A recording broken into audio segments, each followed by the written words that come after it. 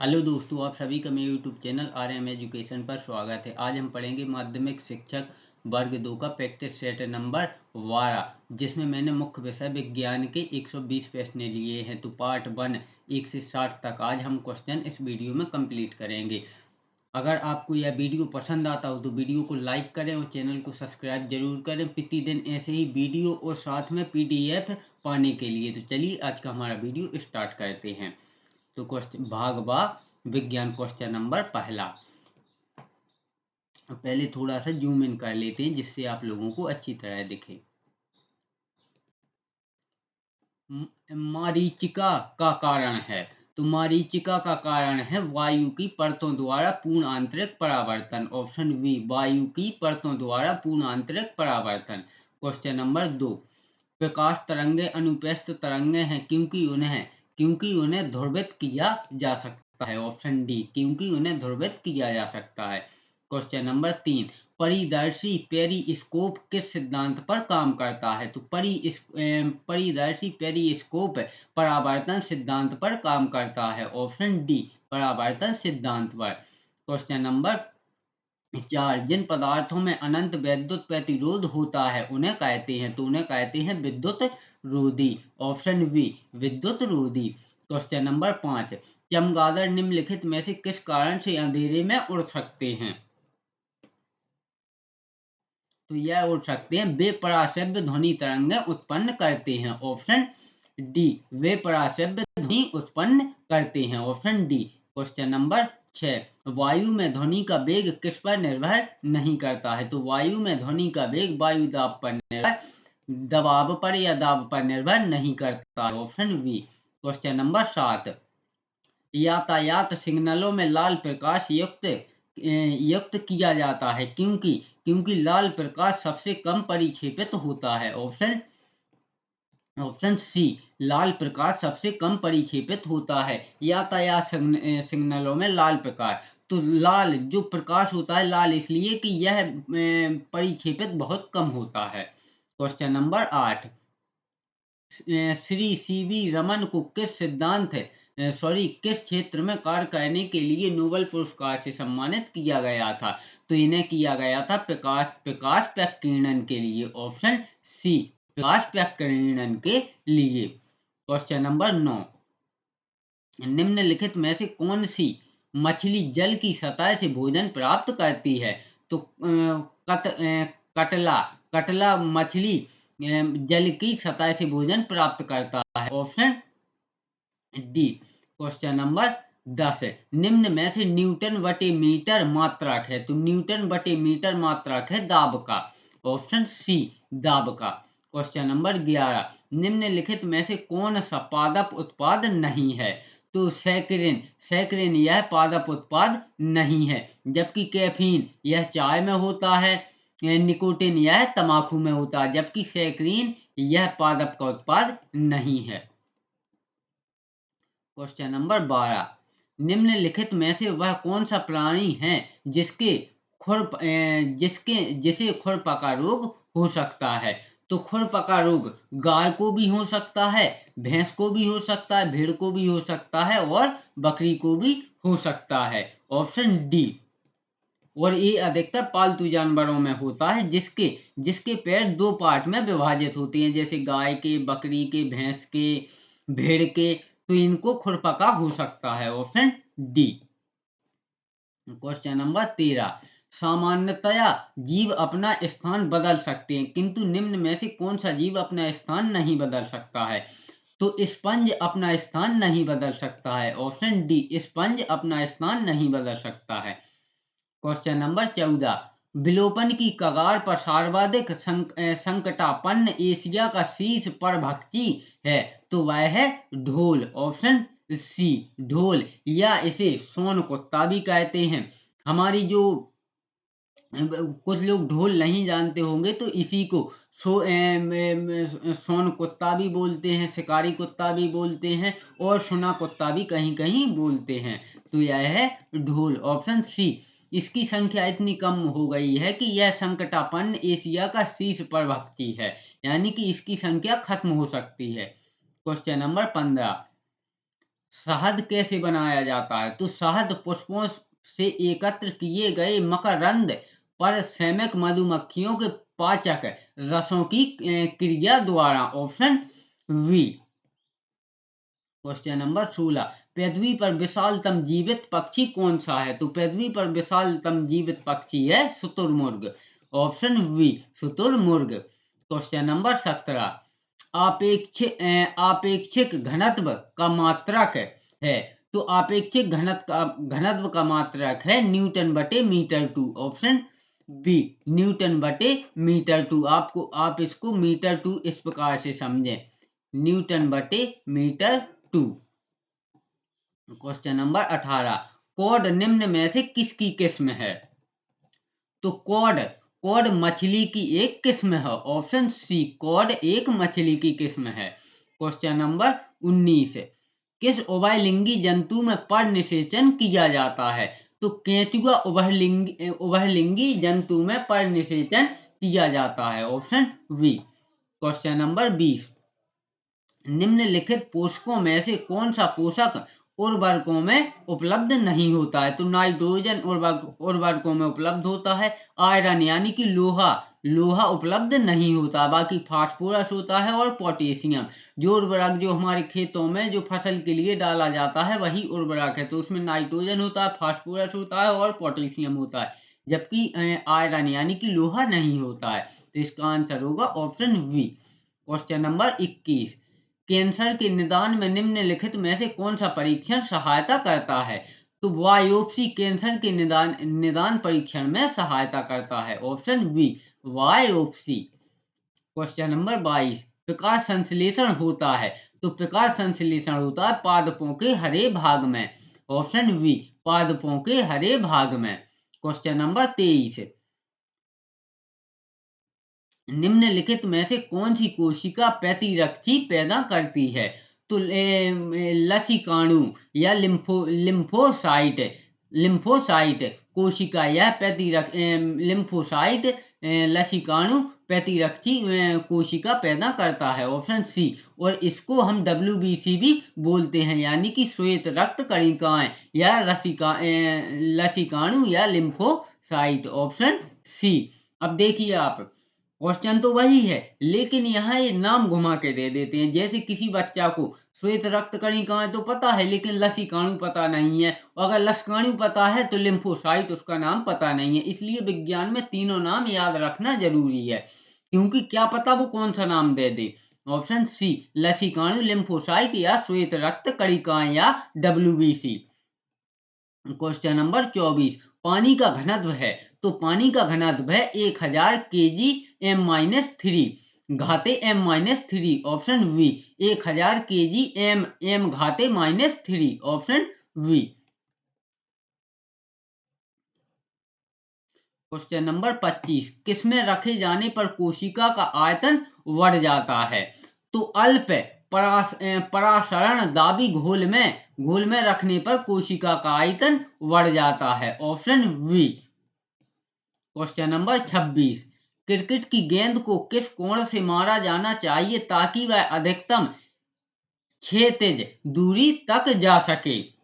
तो वह क्षैतिज से 45 डिग्री के कोण पर। ऑप्शन बी क्षैतिज से 45 डिग्री के का कोण पर। Option B. Question number 27, octane संख्या के लिए किस यौगिक का न्यूनतम मान होता है?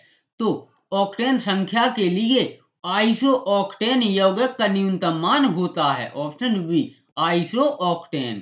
क्वेश्चन नंबर 28, जीवन के जैव रासायनिक रूप से उत्पन्न होने के संदर्भ में निम्न में से किसने प्रथम प्रयोग किए थे? तो यह किए थे मिलर तथा यूरेन। ऑप्शन ए मिलर तथा यूरेन। क्वेश्चन नंबर 29, क्लोरोफ्लोरोकार्बन अधिकतर कहाँ इस्तेमाल होती है? तो यह होते हैं रेफ्रिजरेटरों में, यानी कि जो हमारे घर में फ्रिज रखा होता है उसमें क्लोरोफ्लोरोकार्बन का अधिकतर उपयोग किया जाता है। और इसको क्लोरोफ्लोरो कहीं कहीं फ्योन भी पूछ लेता है, तो इसी को क्लोरोफ्लोरोकार्बन को ही फ्योन बोलते हैं। तो कहीं कहीं ऐसा भी क्वेश्चन पूछ लेता है कि फ्लोरोकार्बन फ्लोरो का अधिकतर कहाँ इस्तेमाल होता है? तो वह भी रेफ्रिजरेटरों में, क्योंकि फ्लोरोकार्बन का ही दूसरा नाम फ्योन है, फ्योन गैस। Question number 30। निम्नलिखित में से कौन वायुमंडल में CO2 यानी कि कार्बन डाइऑक्साइड की मात्रा को नियंत्रित करता है? तो वह करता है महासागर, ऑप्शन डी, महासागर। Question number 31। एप्सम लवण का प्रयोग कहाँ होता है? तो एप्सम लवण का प्रयोग शारीरिक समस्याओं से बचाव के लिए होता है, ऑप्शन ए, शारीरिक समस्याओं से बचाव के लिए। Question number 32। यूके रियोटिक कोशिकाओं में प्लाज्मा झिल्ली किससे बनी होती है? तो यह बनी होती है फास्फो लिपोप्रोटीन से, ऑप्शन वी, फास्फोलिपोप्रोटीन से, ऑप्शन वी, क्योंकि यह फास्फोलिपिड से भी बनी होती है और लिपोप्रोटीन से भी बनी होती है, तो इसका आंसर ऑप्शन वी, फास्फो और लिपोप्रोटीन से। Question number 33। DNA फिंगरप्रिंट का विकास करने वाले वैज्ञानिक का नाम है? तो DNA फिंगर प्रिंटिंग का विकास करने वाले वैज्ञानिक का नाम है Alec Jeffrey, option D, Alec Jeffrey, option D. Question number 34। निम्नलिखित में किस खाद्य पदार्थ में एक ही मात्रा में अधिकतम कैलोरी मान विद्यमान है? तो वह मक्खन में अधिकतम कैलोरी मान विद्यमान होता है, ऑप्शन ए, मक्खन में। Question number 35। लघु बीजाणु जनन के दौरान अर्धसूत्री विभाजन होता है, तो वह होता है लघु बीजाणु मात्र कोशिका में, ऑप्शन वी, लघु बीजाणु मात्र कोशिका में, ऑप्शन वी। Question number 36। ओम के नियम को किसके लिए एक प्रकथन के रूप में भी लिया जा सकता है? तो उसे लिया जा सकता है ऊर्जा संरक्षण के नियम के लिए, ऑप्शन ए, ऊर्जा संरक्षण। Question number 37। जल संवर्धन पौधे के उत्पादन की एक विधि है जिसमें निम्न में से किसका प्रयोग किया जाता है? तो इसमें किया जाता है मिट्टी का, सॉरी, पहले क्वेश्चन सही से। जल संवर्धन पौधों के उत्पादन की एक विधि है जिसमें निम्न में से किसका प्रयोग नहीं किया जाता है, यानी कि नहीं किया जाता है? तो रेत का प्रयोग किया जाता है, जल का प्रयोग किया जाता है, लेकिन इसमें मिट्टी का प्रयोग नहीं किया जाता है। बाकी प्रकार से पौधे भोजन बनाते हैं, इसका भी प्रयोग होता है, लेकिन मिट्टी का प्रयोग नहीं किया जाता। जल संवर्धन यानी कि पानी के अंदर खेती करना, उसी को जल संवर्धन बोलते हैं। Question number 38।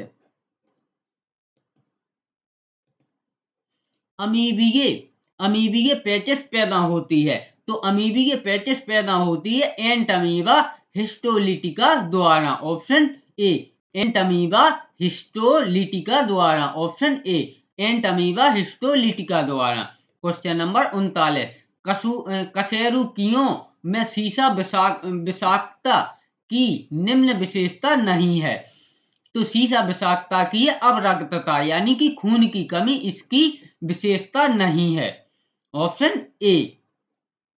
बाकी तंत्रिका दोष इससे हो सकता है मेट हीमोग्लोबिनिमिया, या हो सकता है वृक्क की दुष्क्रिया हो सकता है, बाकी अवरक्तता नहीं हो सकता है। Question number 40। आहार श्रृंखला में पादपों द्वारा प्रयुक्त सौर ऊर्जा होती है, तो वह होती है केवल 1%, ऑप्शन सी, केवल 1%। Question number 41। सबसे तेजी से बढ़ने वाला पौधा कौन सा है? तो सबसे तेजी से बढ़ने वाला पौधा है यूकेलिप्टस, ऑप्शन वी, यूकेलिप्टस। और अगर कभी क्वेश्चन ये आता है कि पानी में सबसे तेजी से बढ़ने वाला पौधा कौन सा है, तो वह है जलकुंभी। तो ये दोनों पॉइंट आप याद रखें। Question number 42। पसीने का मुख्य उपयोग है, तो पसीने का मुख्य उपयोग है शरीर का ताप नियंत्रित रखने में, ऑप्शन ए, शरीर का ताप नियंत्रित रखने में, ऑप्शन ए। Question number 43। प्रकाश सीधी रेखा में चलता प्रतीत होता है, क्योंकि प्रकाश की तरंग दैर्घ्य बहुत छोटी होती है। प्रकाश की तरंग दैर्घ्य बहुत छोटी होती है। Option C. Question number 44।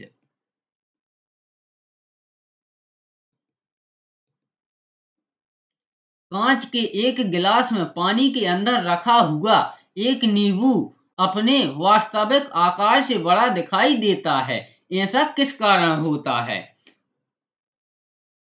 तो ये ऐसा होता है प्रकाश प्रकाश का अपवर्तन के कारण। Option we. प्रकाश का अपवर्तन के कारण। Option B. क्वेश्चन नंबर 45 है।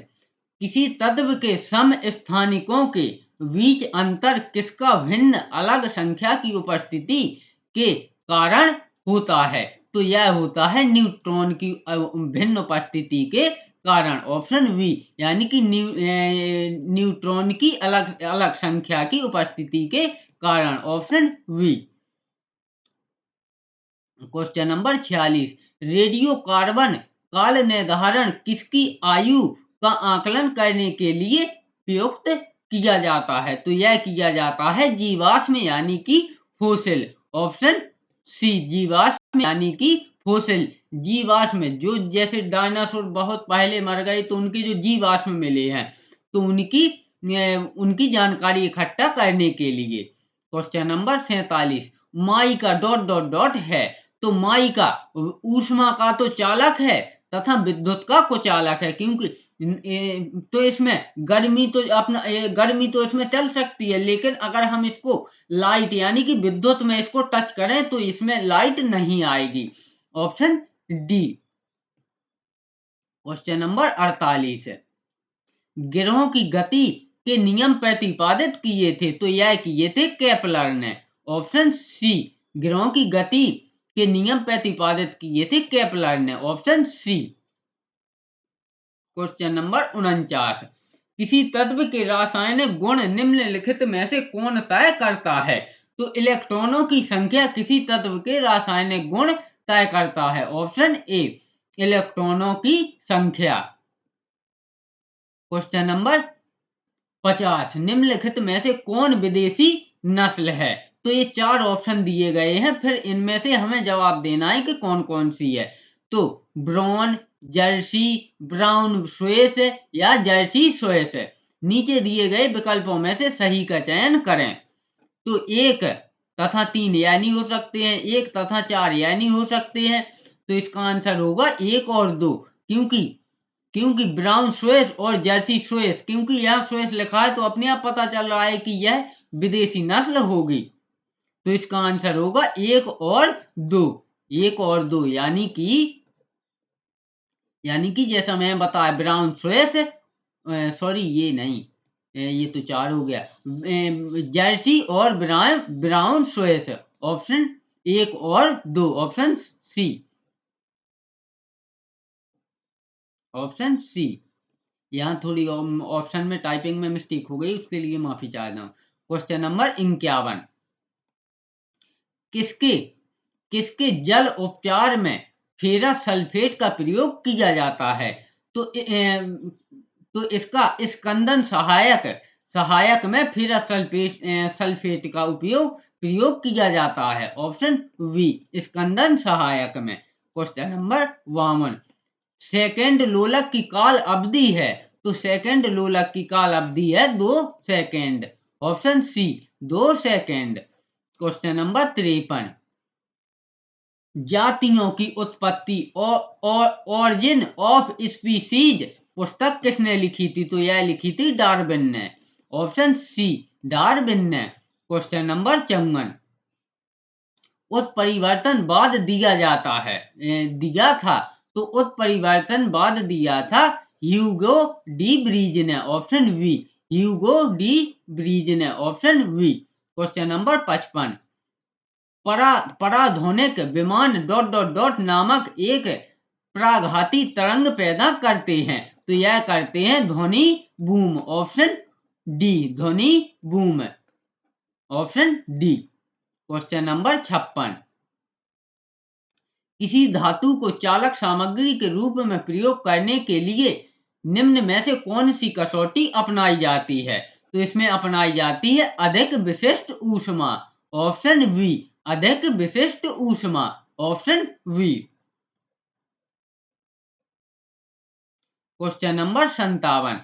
किसी प्रशीतित रेफ्रिजरेटर में शीतलन प्रणाली सदैव, तो सदैव शीर्ष पर होनी चाहिए। शीर्ष यानी कि ऊपर होनी चाहिए। तो अगर आपके घर में फ्रिज है तो आप उसको खोलकर भी देखना, अधिक यानी कि जो बर्फ जमती है, अधिक ठंडा होता है, वो उसको हमेशा ऊपर दिया जाता है, क्योंकि जब हम फ्रिज को ऑन करते हैं तो नीचे से गर्म वायु ऊपर जाके ठंडी होती है। इसलिए प्राशीतित यानी कि बर्फ बनना यानी अधिक से अधिक ठंडी को इसको ऊपर यानी कि शीर्ष पर होनी चाहिए। Option A.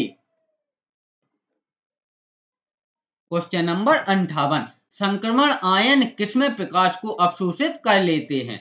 तो संक्रमण आयन 10 क्षेत्र में प्रकाश को अवशोषित कर लेते हैं।